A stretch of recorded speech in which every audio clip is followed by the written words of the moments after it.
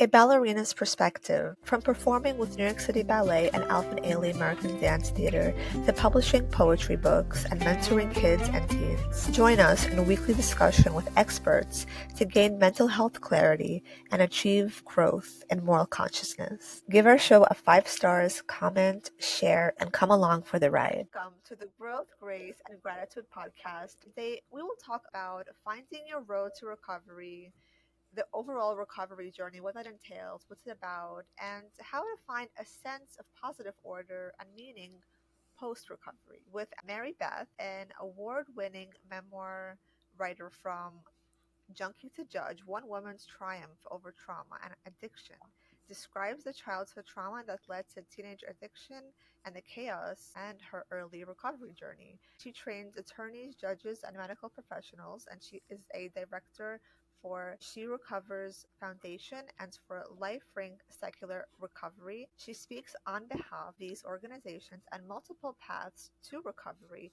on television, radio, conferences, and she writes opinion pieces which have appeared in the Wall Street Journal, Los Angeles Times, Philadelphia Inquirer, Recovery Today. Her memoir writings have been published in Memoir Magazine, Awakenings, and Raven's Perch.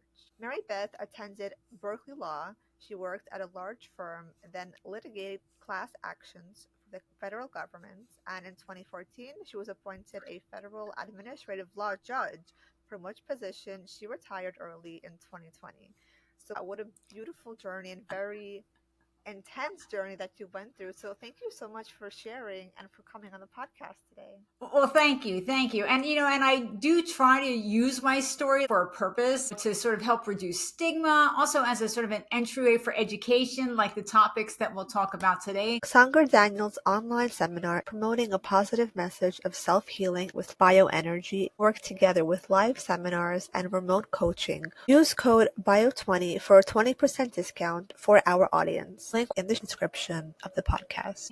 But also a reassurance, that recovery is possible, even if, like me, you shot meth for many, many years and have a very long and varied history of trauma. And so it's always good to have an opportunity to do those things. And I appreciate talking with you today.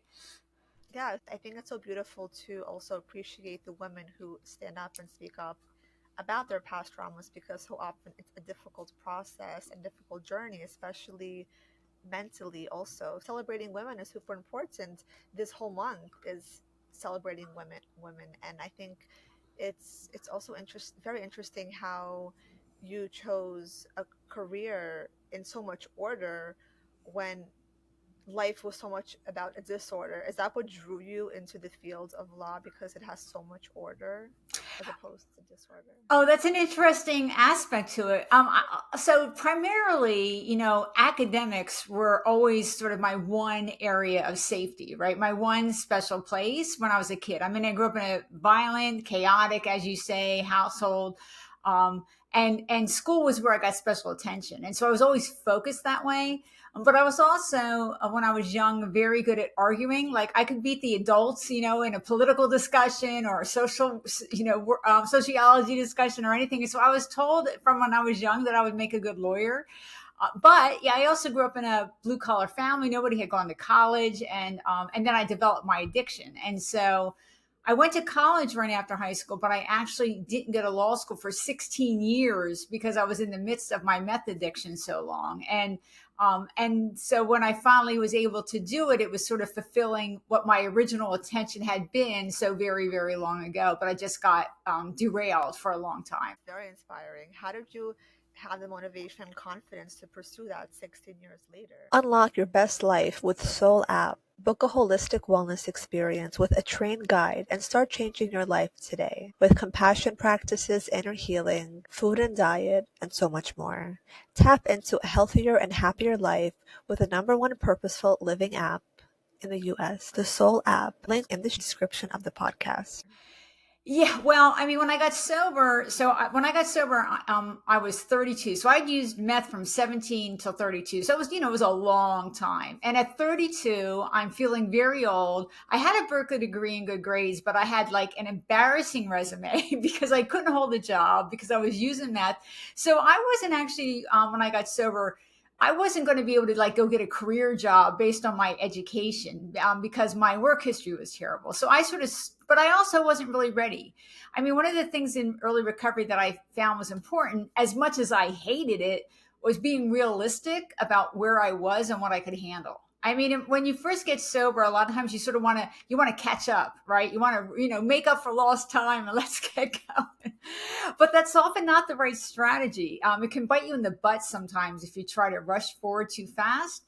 But for me, in a way, it wasn't an option to rush forward career wise. And so I started like at a low level, part time, temporary admin job. And then I got a permanent mid-level full-time admin job, and then I got a supervisory job at a larger company, and then got a promotion, and then at 6.5 years sober, that I want to emphasize the time frame, I felt ready to apply to law school. And so it was definitely a process, and I was afraid, about being rejected, and I hadn't been in school in so long, but I think it was a good choice for me, and in some ways, being older helped because my life was more stable. And by then I was more focused and more disciplined because I had been sober for a while. It's so interesting how oftentimes when there is trauma involved later on in life, it gives us a perspective, and in hindsight, it gives us kind of a sense of clarity, even if a little bit better than before, because when we're in the mess and it's really hard to take those first steps out of it. Podpitch is the first and only software that finds, writes, and sends pitches to podcast hosts from your actual email address. Podpitch will make sure you get podcast bookings, guaranteed. Link in the description of the podcast. What inspired you to take those first steps out to be like, okay, my life has to shift and I want to completely, change my life essentially? Yeah, and I'll say a couple of things that. Well, one is that by 32, I was really like, beaten down. I mean, I was feeling hopeless, miserable, very trapped. I was having physical problems. My partner was ready to throw me out.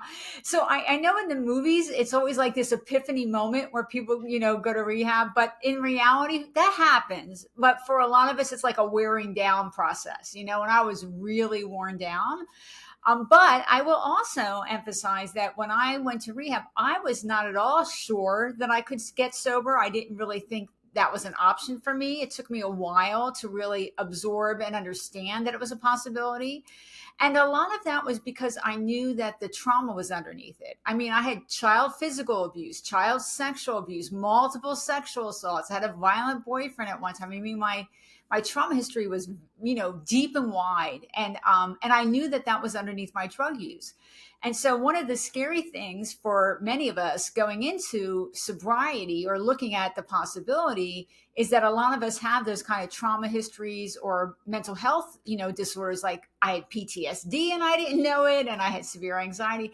And so it's when you stop using the drugs, you've lost your coping tool, because that's what the drugs start out as, right? They start out as a pain management tool. So what does that mean? What's going to happen if all that pain starts rising up? How am I going to handle it? So there's a lot of fear about taking the drugs away.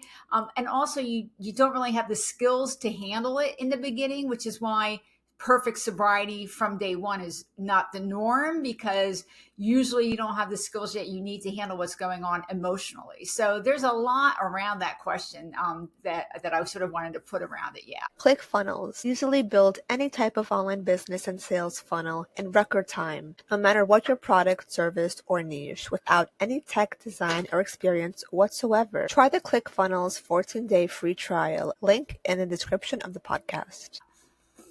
Yes, that is so true. I think how you mentioned in the bio that there are so many different roads to recovery. Everybody does have their own journey, and they figure out their own path in a way that aligns with them.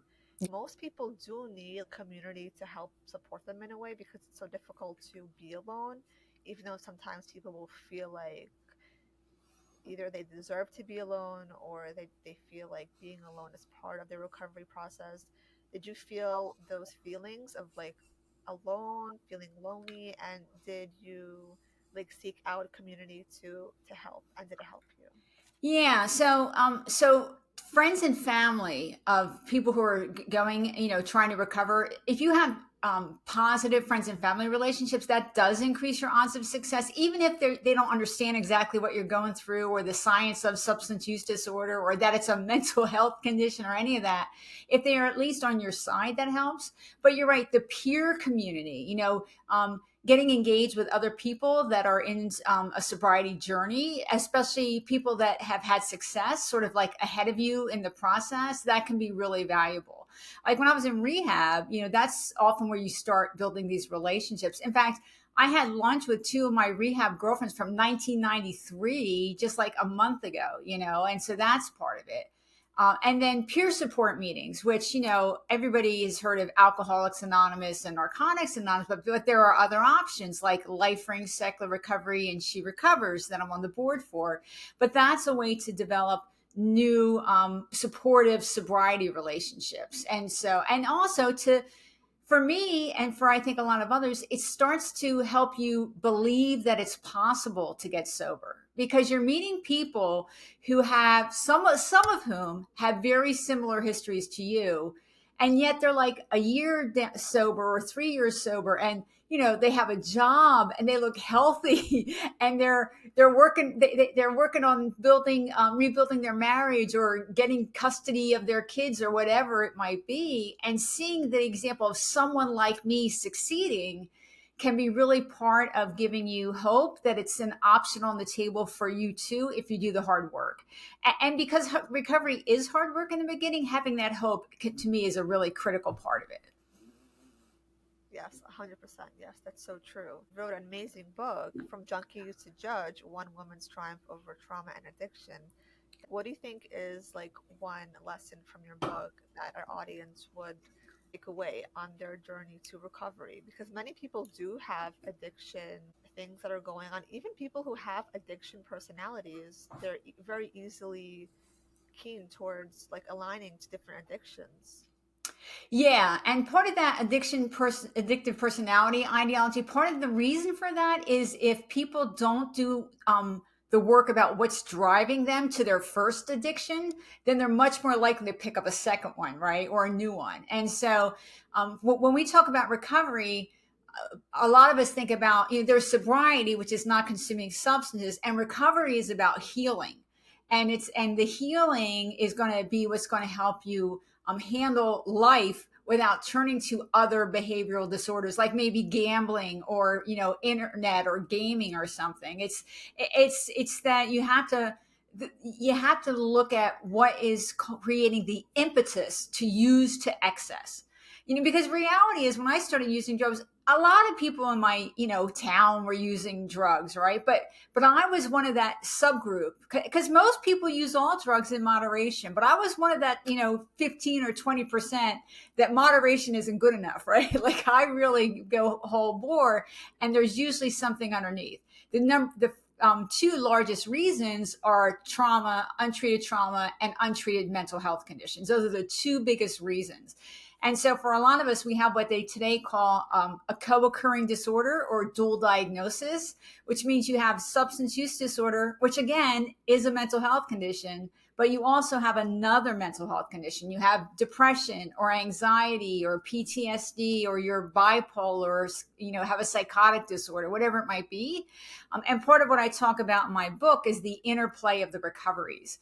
And so there's an interplay between those issues and developing an addiction, but there's an interplay in the recovery too. There's an interplay in the healing. Those healings support each other. When you're sober, it's easier to start getting to the core of your other issues, trauma or other mental health. And when you're dealing with your other mental health issues, it is easier if you're sober. So there's sort of like that interplay about them. And that's what She Recovers is. She Recovers Foundation isn't just for substance recovery. It's peer support that's also for the women who have trauma recovery or mental health, or who have eating disorders or gambling or whatever, because usually those things are intertwined, including the recoveries.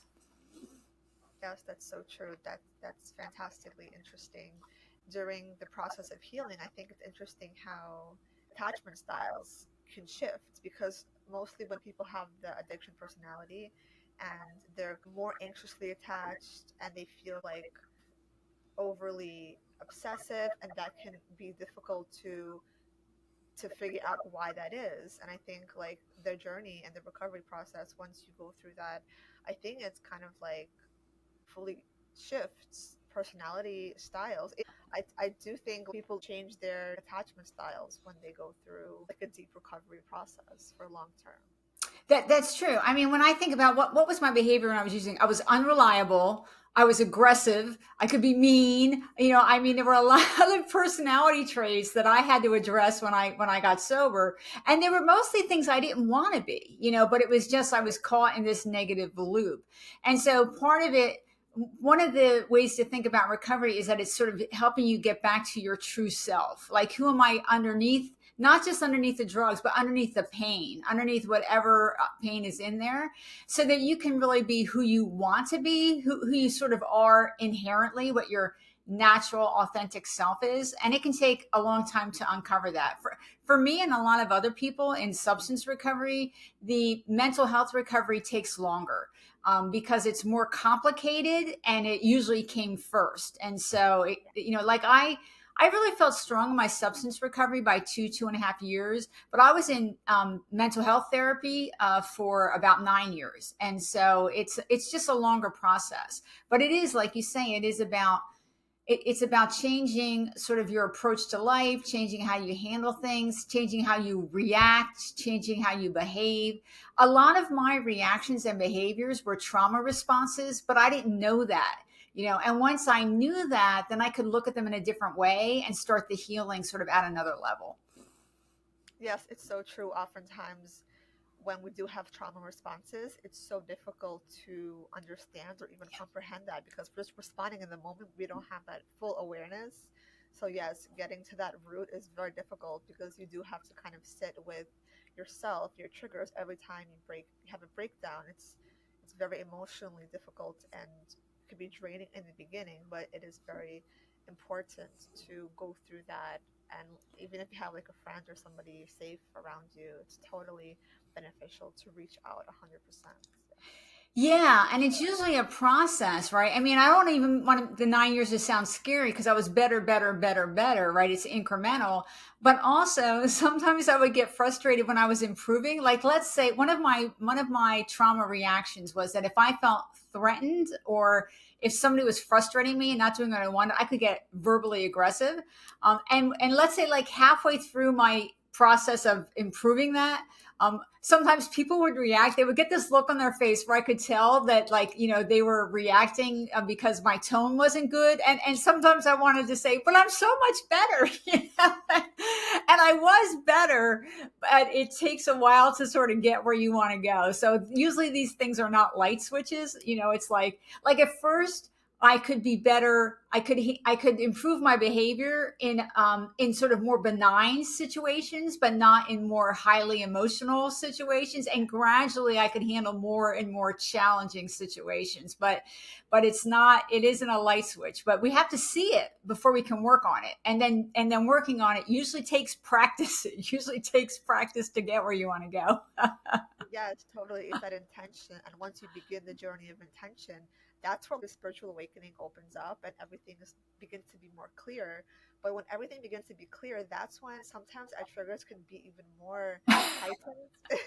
And that's why we feel the need to kind of control, micromanage. And I feel like in a way that's okay for a while. It's almost like a positive reaction because it's like you're moving upward, but this is just kind of like the direct mirror reflection of past versions of yourself as you're trying to move into your newer version of yourself.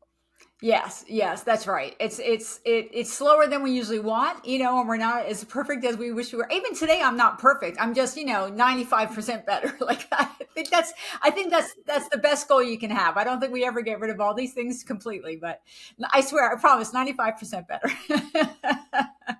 Yes, and that self acceptance is key, right? It's like That's true. we're always going through something, we're always processing something. We do have to accept ourselves through the journey, throughout the whole experience. Yes, good point. Very good point. And when it comes to finding meaning during the recovery journey and post recovery journey, what tips do you have for people who are currently like in it and they want to just like see some kind of light at the end of the tunnel as they're processing everything? Yeah. So I'll say a couple things about the light at the end of the tunnel. One is on the substance side. I think we hear a lot of data around how rare it is for people to recover. Oh, only 5% or 15% of people recover. That is not true. That's more like for each effort. But in their lifetime, about 75% of the people who had an addiction at one point will recover so that they don't meet the criteria anymore. And the other light at the end of the tunnel on the sobriety side is that once you hit 5 years of continuous sobriety, you only have a 15% chance of ever relapsing. That's not much higher than the general population's risk of developing a substance problem. So there's that light at the end of the tunnel. But on the other side, sort of the more general mental health and improvement side, part of for me what it was about was getting to the point that I could create and sustain the life I really wanted. You know, that sort of is the ultimate goal, and that means eliminating chaos. That means not creating chaos. That means being a good partner, whether it's to my husband or my siblings or my friends, and then after that, the other layer is about being of use to my community. Right? How can I sort of give back and help others? And for me, I was able to really expand my ability to do that when I retired, because as a retired judge, that sort of gives me a platform of credibility. Plus, I have 31 years of sobriety, and I have a book, and I'm on these boards, all of those things together. But being retired has allowed me to talk openly, 100% openly for the first time, because I don't have to worry about professional ramifications, but there are a lot of different levels of service before you don't have to announce in the Wall Street Journal that you used to shoot meth like I did. There's a lot of different levels of service, but it has been rewarding at this point in my life to be able to really be of service in a new way. That's amazing. That's so beautiful. And yes, it's so true. You just have to find some kind of a feeling of motivation and purpose. So during the journey, as you're recovering and as you're getting over humps and challenges, just keep your eye on something to help you be inspired and motivated and purposeful. Where can people connect with you and find your content and get your book? Thank you. So yeah, the book, again, From Junkie to Judge, One Woman's Triumph Over Trauma and Addiction, is on Amazon and all the usual sites, and bookstores have it or can get it.